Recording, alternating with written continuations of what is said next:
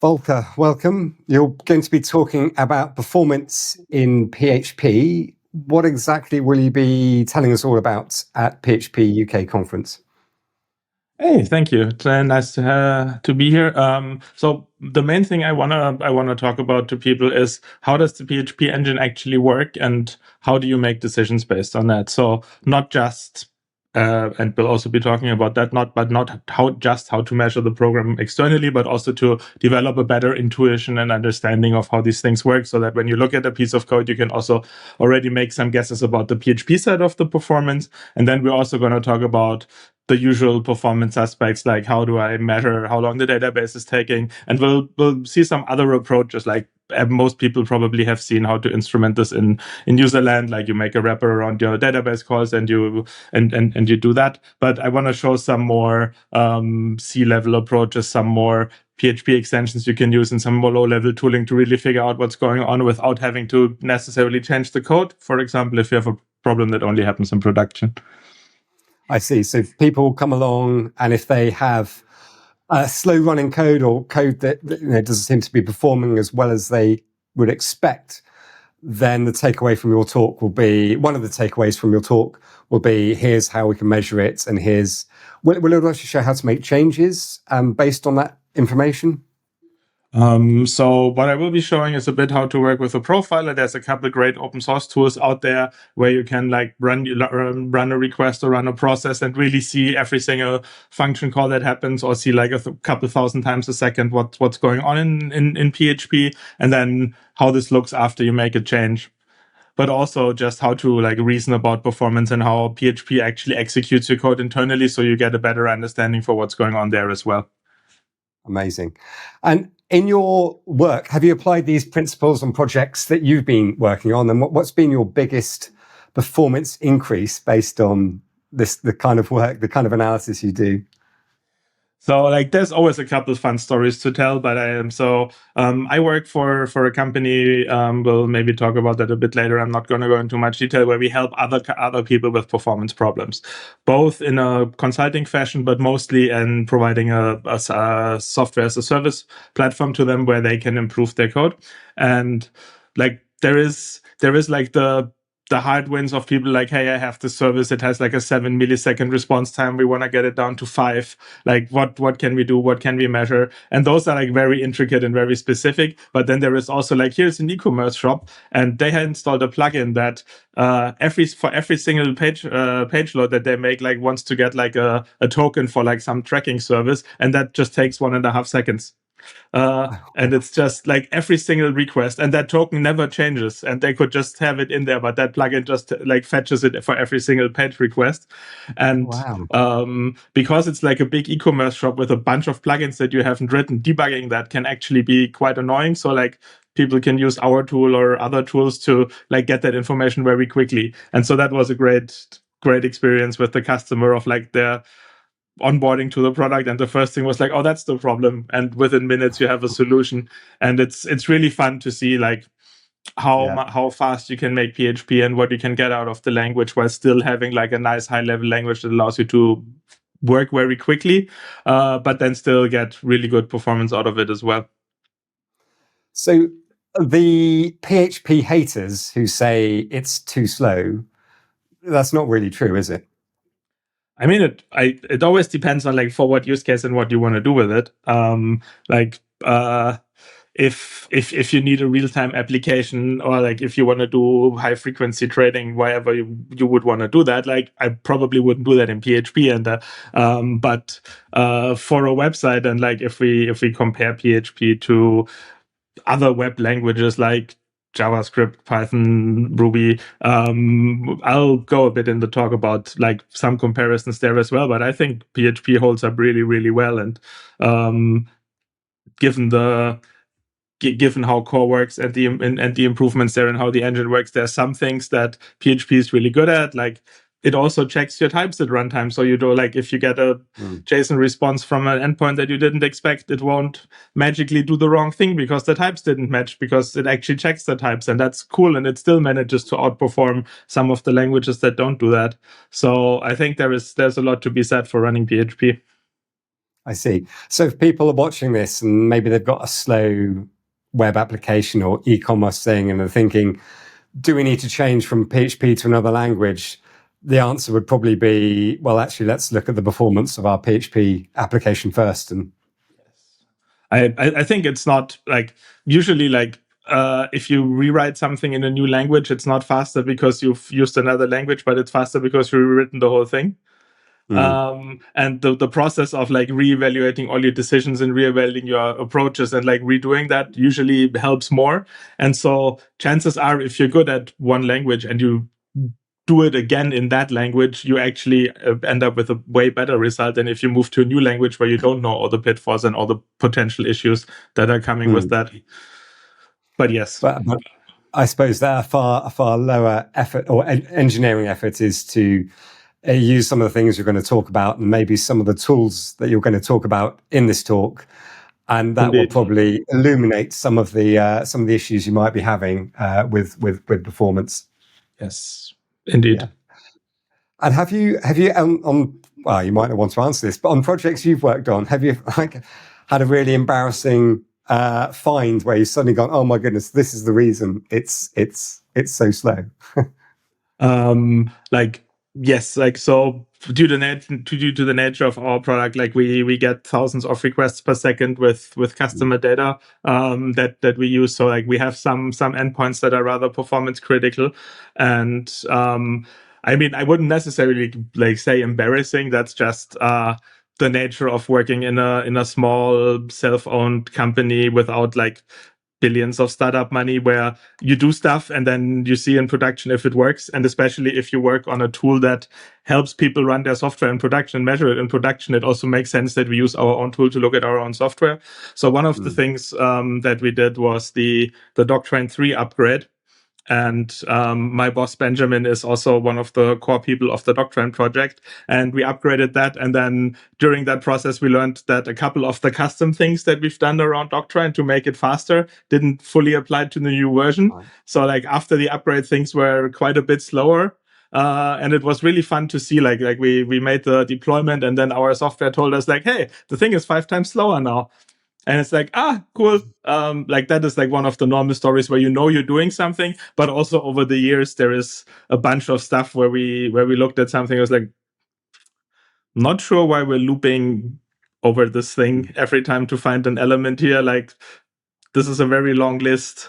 Like this is really like some PHP level thing where like it's a million elements in an array and like we're looping through it to find something. And we have so many hash maps in PHP. This might actually be one of the good use cases for that. Let's do that. And then like, yeah, seconds of that stuff goes away, or like you're not clearing some ORM cache or something, and that means the thing has to loop through a lot of stuff.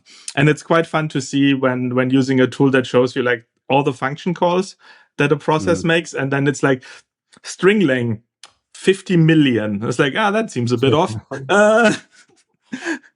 Maybe we shouldn't be doing that. Wow. So when you look at these things, a lot of some of the things just jump out almost immediately, do they? Oh, well, that's something to investigate. There's some inner loop we're going around millions of times. And yeah. I mean, that's the fun moments when you open it up and you immediately find something. But the other fun part, I think, of performance work is also like buckling down with a problem for an hour or two or longer and using a tool and like really looking at like the individual steps and where the time is spent and trying to make something 10% faster. Usually that is already fast is a lot harder than trying to make something a lot faster that when there is like this obvious error. So it's both of these things can be fun. Yeah. I've certainly had some embarrassing performance related problems on projects. One of them we were running ages ago. We had a Jenkins box for CI. Yeah. And the test suite took 45 minutes to run. And back then we were using Gerrit. So every single commit had to go through validation. And there were bits where we would leave it on in the evening and come in the next day and it was still running. We're like, we've got to get these tests down. And then somebody looked at the configuration. They said, why have you got Xdebug running on the Jenkins thing, and they like flicked the flag, and suddenly the test went from like 45 minutes down to 15. I mean, it was like I spent 3 days trying to speed it up prior to that, so that was super embarrassing that it was just something as simple as a flag. But that's a good one. Yeah, these things happen. Yeah, and you actually, so tell me a bit more about Tideways, because you're one of the sponsors for the conference, and Yes. it's quite related to what you're talking about. So what does Tideways do if people have never heard of them, and yes, so how can they engage you? Yeah, we're super happy to sponsor the conference. Like after you've accepted my talk, we talked internally, and like if I'm going there, and if you're so nice to invite me, actually we might as well sponsor. So we're a small company from Germany that focuses exclusively on PHP, and we're an APM, like you might know Datadog or Sentry or other products. And what we're doing and what our core focus is that we exclusively focus on PHP and on making you not write all your instrumentation code yourself or installing a bunch of libraries or like doing a lot of the upfront work to get performance insights. But what we want to achieve with what Tideways is doing is that you can onboard with us and you immediately get meaningful insights, because the PHP extension that we have automatically instruments your code for you, and you don't have to do anything except install that extension, and then you already get insights. And the product is like split in three main things. So we have a monitoring product where you can see your performance over time and you see if something gets slower. We have all the error tracking things that we instrument, like all the error handlers of major frameworks, and grab the errors from there, and everything that you would expect to see if your application is healthy. And then we also have like a tracing and profiling thing where you can, like with XHProf or XDebug or PHP SPX would be some open source tools to mention. And with Tideways, like you can go to your own website, click a button, and then you see every function call that happens on that page and like how long it took and how everything is structured. But we also have like a low overhead mode where we grab the most important bits of your application. And so you have continuously like, oh, someone said the website was slow, and you don't have to then start looking at it, but you can look back at the data that's already collected and see if it's slow. Yeah. And yeah. I see. So what we would do if you were using your product is you would just install something on your production server, and it would collect all this data in not very intuitive way. Yes. And then how do you view it all? Do you go to the Tideways website to view it all, or does it all that data?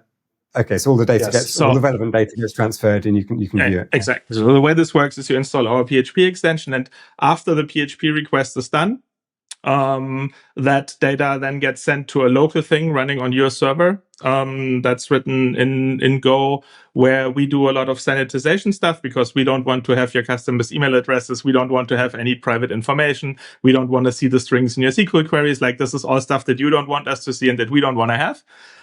So that gets all stripped out on your system and then sent to us, where we aggregate it, show you charts, generate alerts, for like, we have like a big database of known problems of things that are slow, or like of configuration issues and stuff like that. So it also checks your system's configuration.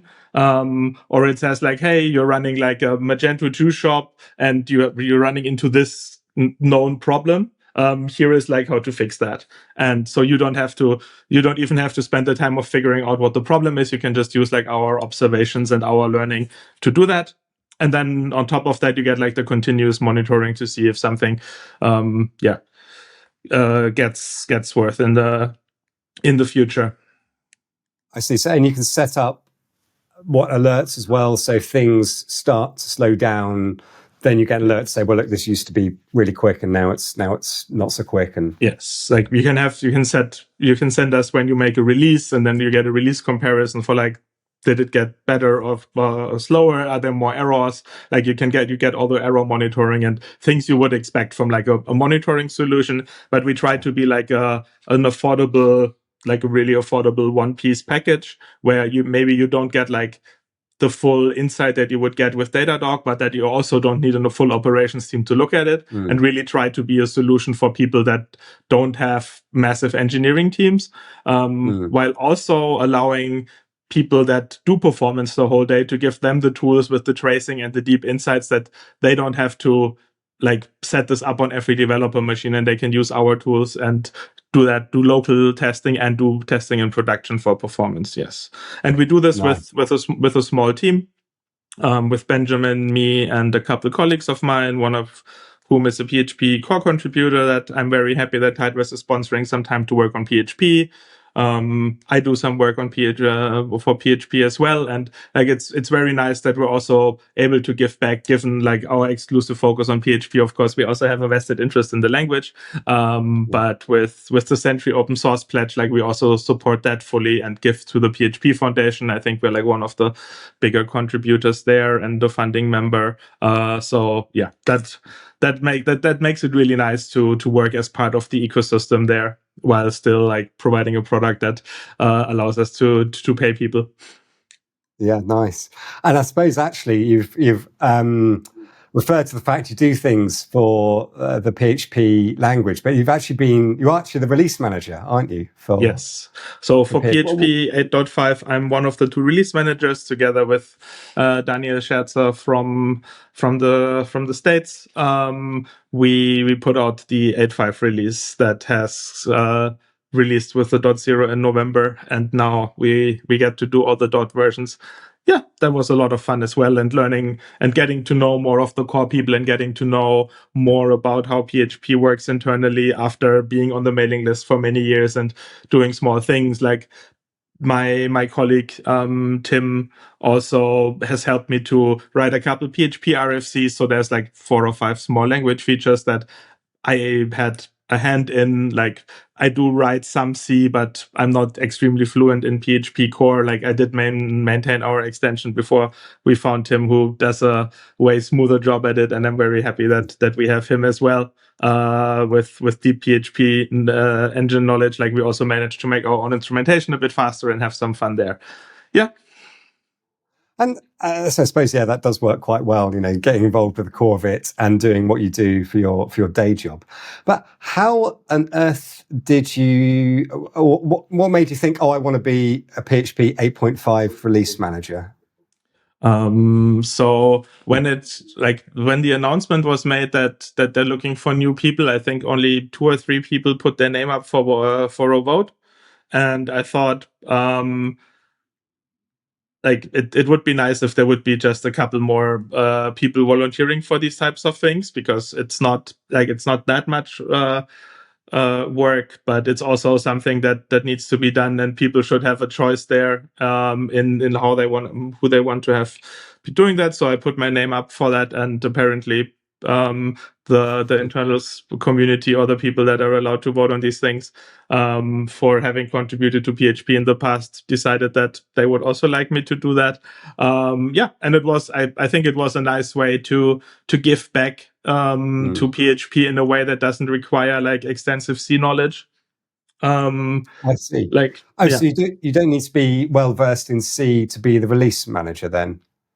Like it helps to be able to read it and to be able to judge like pull requests, but even that I would say is optional. Like you learn some things along the way, and of course, like having a strong PHP background also helps. But there is not a ton of decisions that you need to make.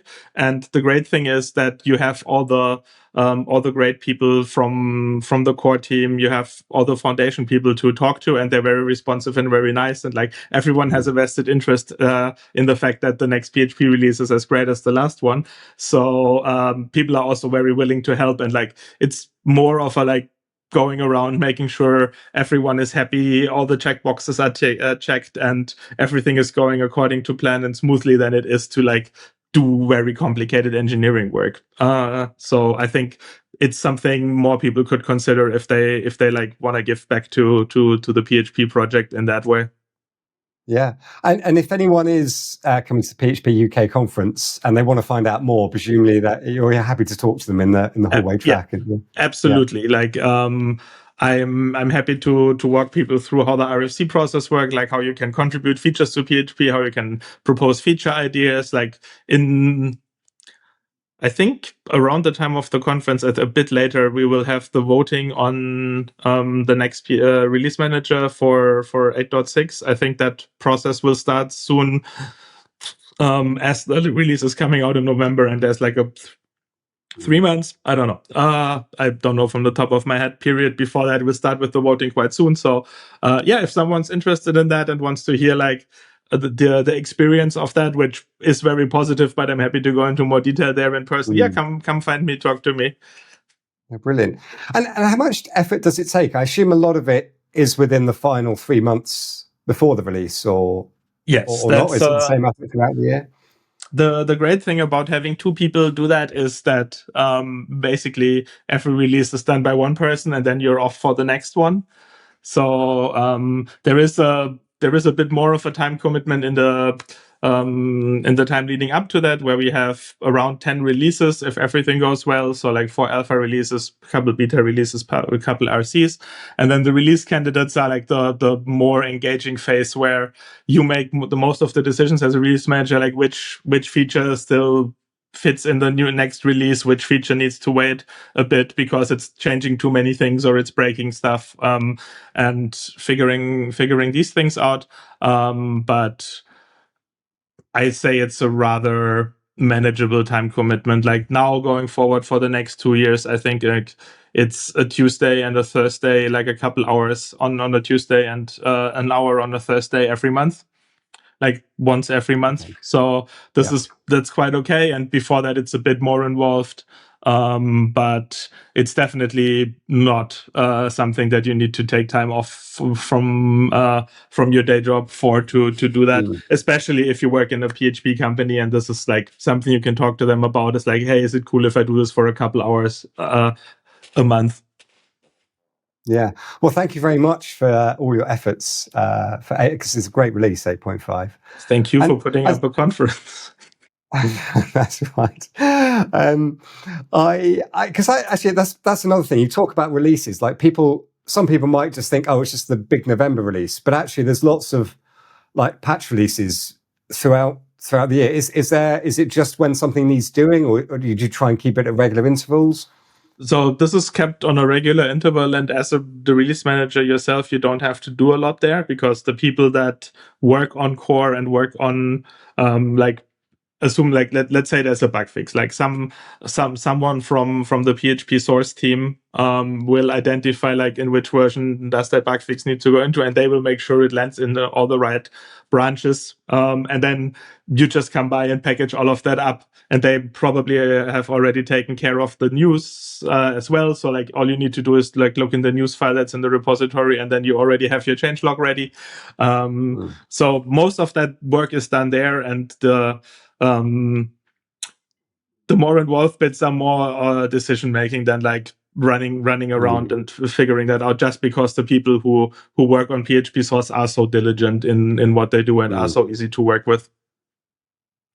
Sure. So I suppose in terms of deciding which features go in, does that mean there might be an RFC which has been approved and all the work has been done, but due to the nature of the changes, you might say, oh, we're not going to put this in 8.5, we'll have to wait till 8.6. Is it those kind of decisions you need to make, or does every RFC that's complete in time actually make it in? Everything that is completed in time makes it in. So it's not like as a release manager, you can say like, oh, that thing that's already in, we're not going to release that because that's already in. But there is a couple months time period where you get to voice your opinions and potentially reject changes that like, oh, we already released a couple alphas, people already started testing, and now we want to make this like big fundamental change that is just a bit too much or a bit too dangerous, or like someone has to make the call on like, is this really a bug fix? Is this a feature? Is this a refactoring that is really necessary now? Like what's the benefit of doing this now versus doing that later? But yeah, all the work that has been done or that's going on during the year will just be released. Let's go with that. And thankfully, like everyone that's contributing to core also seemed like all the bugs I've seen, all the problems I've seen are usually like just picked up by the people who worked on that area, because they all like want to have the stuff that they care about look good and work well. So it's not a lot of like, you don't really have to run after people to get stuff figured out. Yeah. And I expect you get this question a lot. Who decides that the next release was 8.6 and not version 9? How's that decision made? I think there isn't like a single person that decides that. My understanding is that this, like making the new version a major version, just needs an RFC. So it basically needs like someone to say, hey, we should make the next version the 9.0 version. I think this is more of a natural thing of people coming together and being like, oh, like we have all these deprecations. Maybe we have like a really killer feature around the corner, or like there's a big refactoring that we like someone has made like a great change, but that is easier if we could clean up some of PHP's past, and where the people that work on source come together and say like, now it feels like a good time. So like, I know there has been some discussion if there should be an 8.6 or if there should be a 9. There's like, maybe there is some marketing consideration. Maybe there is some consideration of like, we don't want to pile up all these deprecations. And like, do we already have a super clear migration path? How did the last release go? Yeah. So it's more of a community effort in that sense, that just a lot of people discuss this. And if it feels like the time is right, someone will make a proposal and then it's voted on.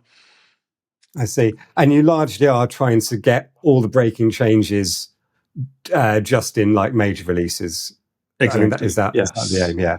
Yeah. I mean, I'm assuming you get minor breaking things in the you know. Yeah, I mean, sometimes there's like a bug fix in an external library that you could consider a breaking change in how it processes stuff, but that is also like technically the right thing it should be doing, and a behavior people don't rely on. But like, I think PHP has learned a lot from 5.3 to 7, and or like when 7 came up, like, and then 5.6 I think was it, and then we went to 7. But like, that wasn't an easy migration. 4 to 5 wasn't an easy migration for people. I think the industry took some lessons for there, and then Python 2 to Python 3 reinforced those lessons as well, with like, there is a bunch of stuff that where people say like, oh, this looks a bit nicer, but it just means you have to touch every file of code that you have, and it's not really a tangible benefit. And I think the people that work on PHP have a good sense of how much of the internet is run by PHP and how important that language is for the health of the web. Also, like being a language that isn't funded by like one big company, like there is no single organization that runs PHP or pays for it or does a lot of stuff. Like if you look at the Open Collective page, like there is a bunch of companies, but none of them has like a major share in the contribution. And there isn't like a company that I don't think there is any company that employs more than 2, maybe 3 PHP core people, and like those are not full time either. I'm sure there is a company, and I'm sorry for that, but like, just from the contributions that I'm seeing, like this is a lot of the stuff comes from the PHP Foundation, and it's not like there is something like with Golang where you have $1 billion investment from one of the tech giants, or something with TypeScript or JavaScript that big companies have an interest in owning the ecosystem to sell stuff. So yeah, this works a bit different for PHP, I think, and that freedom also is quite nice, because everyone that works on that really works on it because they want to make it better and they want to contribute to it, and not for, oh, like I'm just paid to do this.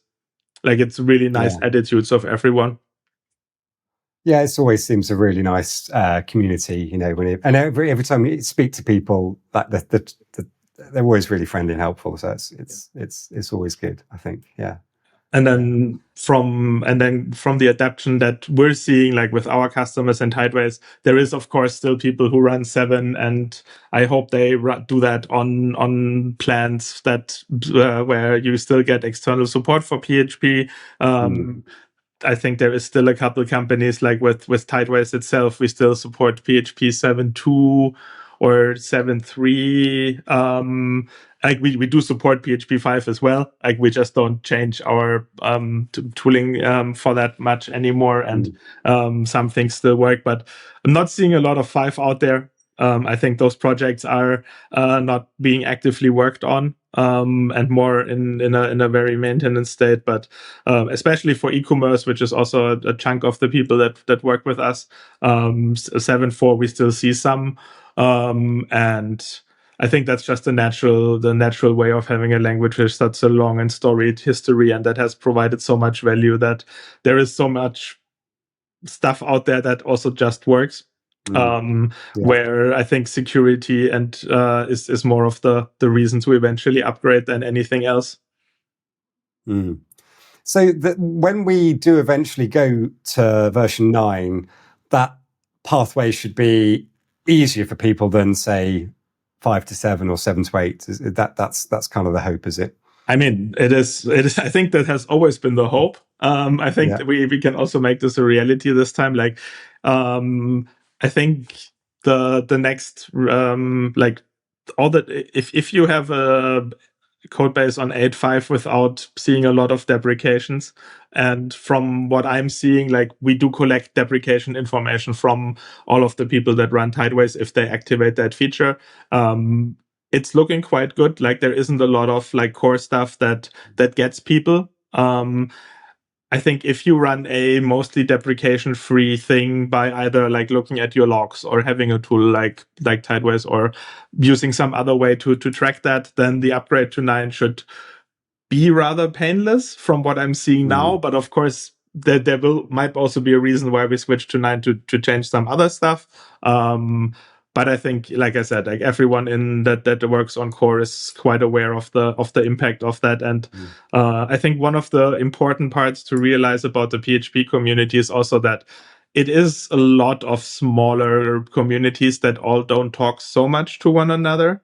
Like WordPress is a big thing, Drupal is a big thing, Symphony is a big thing, Laravel is a big thing, and like all of these like communities exchange ideas, but they also all do things a bit in their own way and do things a bit different. And I don't think there is like the one right way to write PHP, which is also the challenge for core. Like that you can't say like, oh, like here's a feature that makes only sense if you do functional programming. I think personally is something that really doesn't fit into PHP. Because like everything that the core language has should serve all of these communities. And like, of course, there is some APIs in PHP that are like only object oriented. And that's something that the language has built around. But like it managed to stay rather generic to serve all of these different needs. And given that all of these communities also do provide feedback in their own way with, for example, Symphony and PHP Unit being really great at integrating against the current version, like the master or main branch of the PHP repository, and then you get feedback very early. Like when we broke something during the first or second alpha release, like I was talking to the folks from Composer about like, hey, like the Symphony install broke. This broke because of Composer. This broke because of this thing that like actually I put into PHP, and then we got that fixed in a day, just by having these like very quick feedback cycles. And that's really cool. Yeah, I suppose it's really good that you do have these people kind of running really at the bleeding edge just to feed back those kind of issues. And I imagine also like all of the tech stack is getting a lot more mature. Like you've got really good static analysis. You've got tools like Rector to help people upgrade from one version to the next. So I kind of imagine that, and actually I think people are doing a lot more testing. You know, you've got PHP Unit, you've got Pest. I suppose that does mean that when people upgrade, you know, if they've at least got a test suite, you know, it can act as some kind of smoke test for what you know, what's going on in PHP. So I suspect if all of those practices improve and people take up all of these tooling, then that does mean that your feedback will be a lot quicker, I suppose. Absolutely, yes. Like I think there is like the people you talked about now, I think mostly are like application developers that work on more custom applications. Then there is, of course, like a big chunk of the ecosystem is people running software written in PHP, is people running Drupal, is people running Shopware, or other things. And for them, they upgrade when their hoster tells them to upgrade, or they update when they run out of security support for a thing, hopefully, and or they update because the new version has like performance benefits that they've heard about and they want to see that, or to get rid of a bug or something. Like this is usually what motivates, or they just like have a well organized IT setup where they just want to be on current versions for like to be protected always, and to manage their infrastructure. And like these are two very different feedbacks that you get from people who can fix their own bugs, or from people that are dependent on vendors to do stuff. But of course, you get more detailed and more frequent feedback, of course, from the people who actually like develop these applications than you get from the people who run them. Yeah. And sometimes, you see I don't know, sometimes I learn about language features, when you have this, what's new in PHP, the latest version, and then normally at the end of those talks, people have a whole series of deprecations and stuff they've been removed. And often I learn about language features at the point they're being removed, because some of them just seem absolutely crazy that they existed in the first place. And I imagine if you're quite conservative about your PHP usage and you stick to just the fundamental main bits, then you're probably going to be okay on the upgrades, really. I can never really remember having any difficulty on a PHP version upgrade, so even from 7 to 8 and 5, 6 to 7. I think one of the more frustrating things for that ecosystem is, of course, you mostly hear from the most vocal people that struggle maybe with a tiny thing that would take 5 minutes to fix and takes hours to complain about. But that is just people who might like have a lot of stuff to do on their job, and now that also happened, and now that is really annoying to them. But it's actually not a big change. They might just not be very familiar with what they're doing there, or they might not stay up to date. So thinking about these people and being respectful of their time, I think, is as important as people who like come to PHP with an issue and say this broke something, also being respectful. And like the easiest way to make sure that your stuff works is, of course, to test it before we make a new release, because then we can discuss that and change things. But yeah, just due to the nature and the age of PHP, there is a lot of stuff in there. Like I think PHP has always over the years like been a language where if you had a very specific problem, especially like in the earlier like 2, 3, 4 days, like you could put that in PHP and you had like your very specific solution to your very specific problem. And now like the standard library is not changing as much. Like new things like the new random extension or the URI parser or something are built into their own namespaces, so they fit like very well with the rest of the ecosystem. But the real core functions aren't touched so much because it's just hard to not break people's things.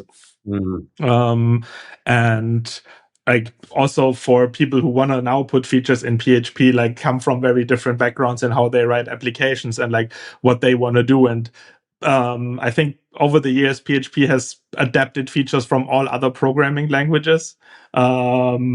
And like sometimes I feel like there's a checklist of like, oh, this language has a feature like with a syntax that doesn't fit in PHP. Can we cram that in as well? As a bit of a joke, of course. But like people get inspired by a lot of stuff and are like, why doesn't PHP have that? And because the language is so welcoming to changes, a lot of that stuff then happens. So I think it's quite fun to see like all the little bits and pieces coming together. Yeah.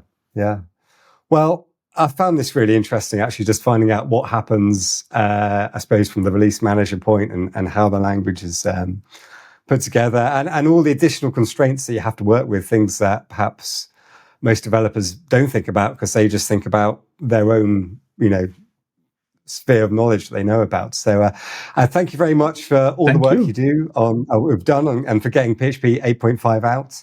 I'm looking forward to your talk at PHP UK Conference, which is on the February the 20th of 2026 in London.